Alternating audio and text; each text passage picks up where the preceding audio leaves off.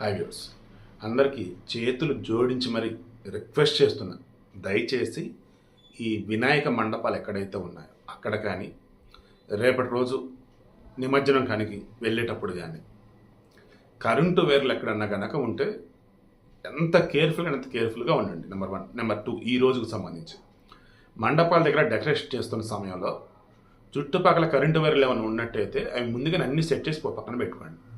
అసలే వర్షాకాలం, ఏ మాత్రం తడి ఉన్నది తగిలిందిరా కరెంటు కంటే జుమ్మును కొట్టి అవతల పడేసింది. ఇప్పటికే 4 చనిపోయారు, ఇక మొదట ఎవరు చనిపోవద్దని ఈ వీడియో. రాయచోటి, అనంతపురం జిల్లా రాయచోటి, అక్కడ 13 సంవత్సరాల పిల్లడు పాపం మహేష్ చనిపోయాడు కరెంట్ షాక్. ఎక్కడ? గణేష్ మండపంలోనే.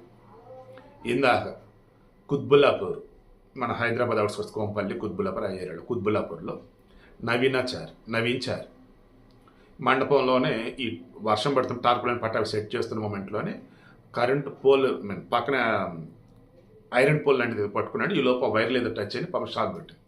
అతను తప్పించిపోయి శంకరాచార్య ఇంకో అతనికి పాపం అతను కూడా షాక్ కొట్టింది. బట్ నవీన్ చార్ చనిపోయాడు, శంకరాచార్యకి గాయాలైంది.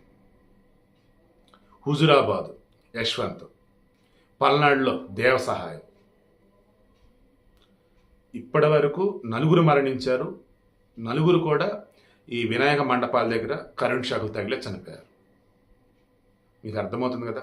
ప్లీజ్ అండి, దేవునికి సంబంధించి పండుగ చేస్తూ అటువంటి మూమెంట్లో మన అజాగ్రత్త వల్ల లేదా మన టైం బ్యాడ్ వల్ల జరగడం జరిగిందనుకోండి, అది మన కుటుంబానికి శాపంలా ఉండేది.